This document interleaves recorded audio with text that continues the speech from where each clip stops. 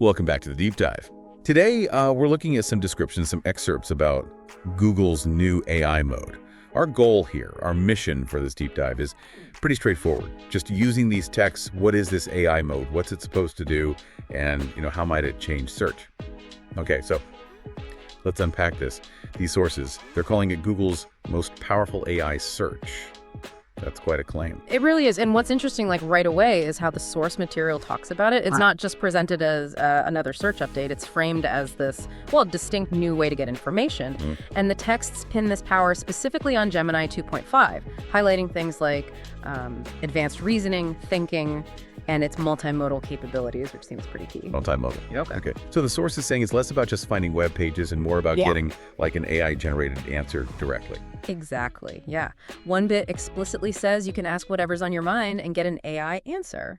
And it promises that this mode can handle even your toughest questions. Yeah. The examples they give in the text are things like maybe understanding a complex new topic or getting very specific recommendations or comparing products, stuff where just typing keywords might not be enough. That focus on tough questions does feel important.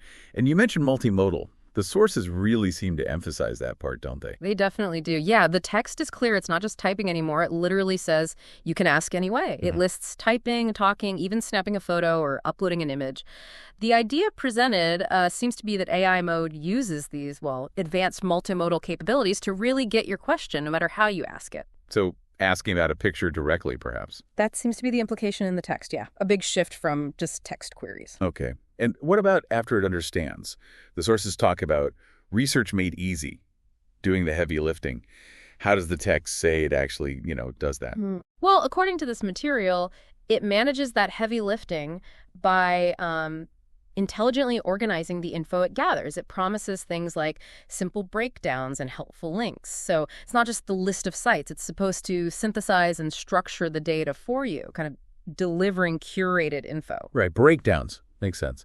And the texts also touch on continuing the conversation, is that right? It's not just a one-off query. Yes, that's another feature highlighted. It says you can keep asking, keep discovering using follow-up questions, and also that you can easily revisit your past searches. So it suggests maybe a more back-and-forth conversational way to gather information rather than each search being totally separate. Okay, got it. And where does this organized info come from?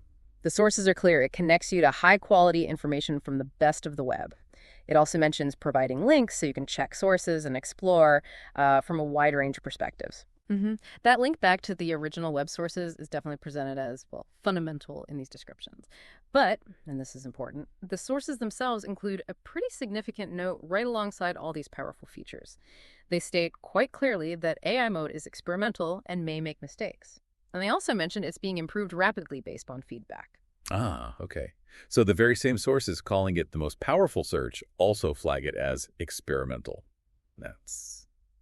That's an interesting tension right there in the descriptions. So let's try to wrap up this deep dive just based on these texts about Google's AI mode.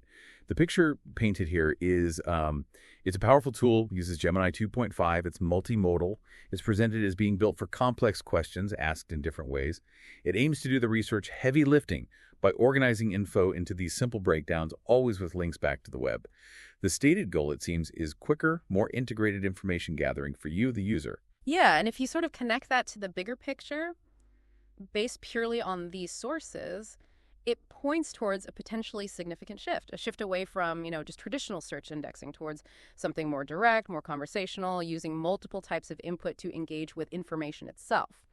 Which brings up, I think, a really important question the source material itself raises. It holds both ideas together, calling AI mode the most powerful search, while also, very clearly, saying it's experimental and may make mistakes. So what does that specific balance, as described in the text, mean for how you might think about using this tool? Especially for, say, really important research or those toughest questions it claims it can handle. Definitely something to consider as you explore these kinds of new tools.